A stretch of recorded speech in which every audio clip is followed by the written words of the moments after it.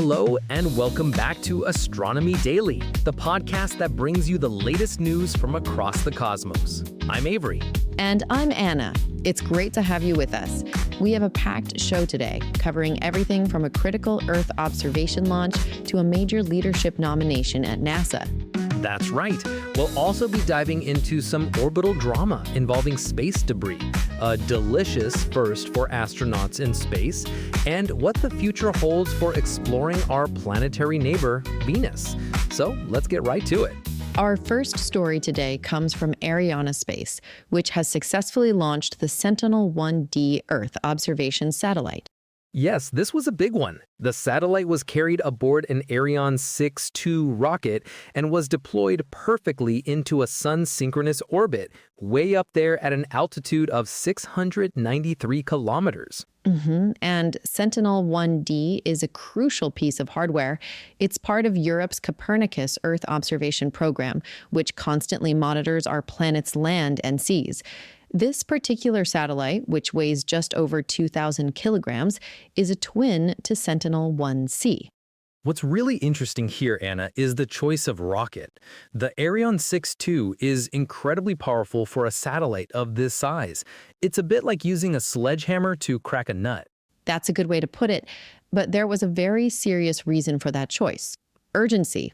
The Copernicus program has been in a precarious situation. The Sentinel-1B satellite is no longer operational, and its sibling, Sentinel-1A, is degrading.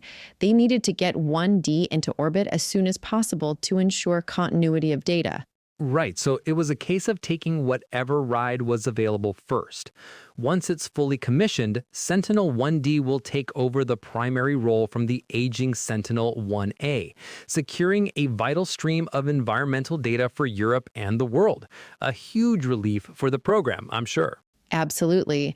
Now, from European launches to American leadership, our next story is a significant political development for the future of space exploration. President Donald Trump has renominated billionaire philanthropist and private astronaut Jared Isaacman to serve as NASA's next administrator. This is huge news.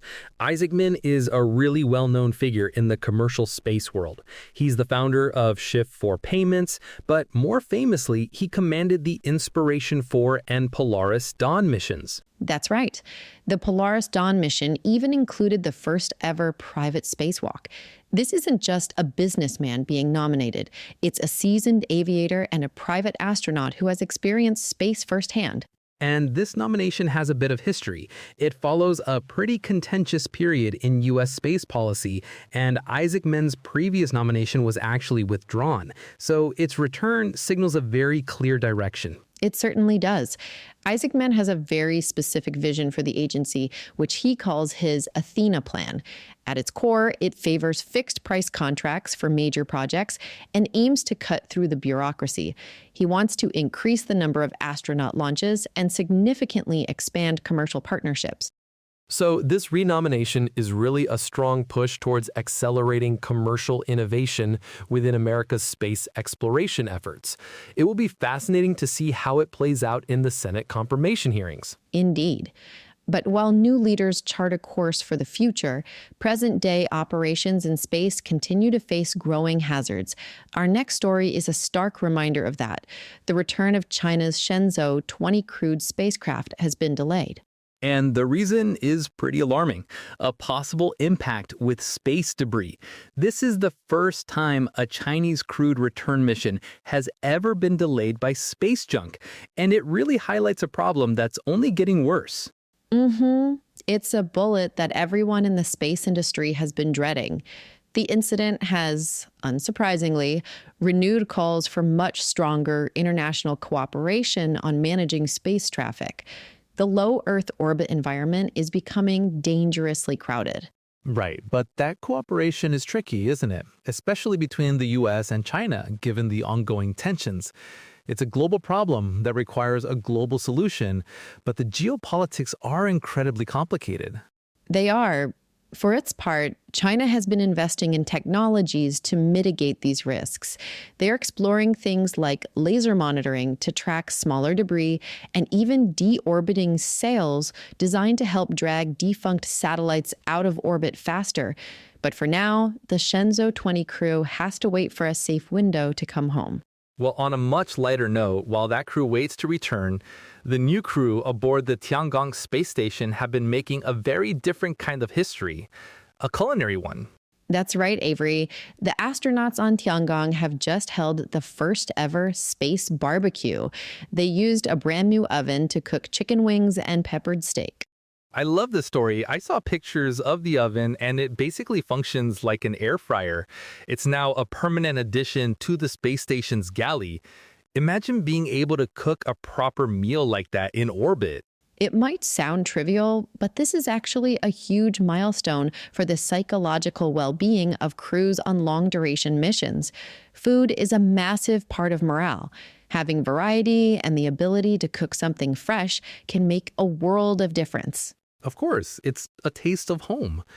And the oven itself is an impressive bit of engineering designed to operate safely in microgravity without putting a major strain on the station's power grid. It's a small step for a steak, but a giant leap for astronaut comfort. A very poetic way to put it. This new crew from the Shenzhou 21 mission recently arrived to relieve the Shenzhou 20 crew, the ones who are now patiently waiting for their debris-free ride home. Well, let's look even further afield for our last story. From low Earth orbit all the way to our nearest planetary neighbor. For the first time in a while, Venus is alone. That's right. As we reported earlier, with the official end of Japan's long-running Akatsuki mission, Venus has no active spacecraft in orbit studying it. But that solitude is set to be temporary, as a new wave of exploration is planned for the next decade. It's a whole fleet, really. There's NASA's Da Vinci and Veritas missions, the European Space Agency's Envision mission, Rocket Lab's ambitious private Venus Lifefinder mission, and India's Shukrayaan orbiter. Venus is about to get very popular. Potentially. However, there is a cloud of uncertainty hanging over some of these plans. The futures of both the NASA and ESA missions are a bit shaky due to potential budget cuts in the United States, which could have a knock-on effect. Let's hope they go forward because the science is so compelling. These missions aim to study everything from Venus's thick, toxic atmosphere to its volcanic geology and its potential for past habitability. Exactly. They're trying to answer one of the biggest questions in planetary science. Why did Earth and Venus, which are so similar in size and composition, evolve so differently? Why did one become a haven for life while the other became a scorching hellscape? It truly represents a renewed interest in exploring Earth's evil twin. We have so much to learn from Venus about planetary formation and how fragile a habitable environment can be. And that brings us to the end of our news roundup. What a day, Avery. From urgent launches to political shakeups, orbital hazards, and a whole new focus on Venus. It just never stops. It's a constant reminder of how dynamic and exciting the field of astronomy and space exploration is. A huge thank you to all our listeners for tuning in to Astronomy Daily. We'll be back tomorrow with more updates from across the cosmos. Until then, clear skies and keep looking up.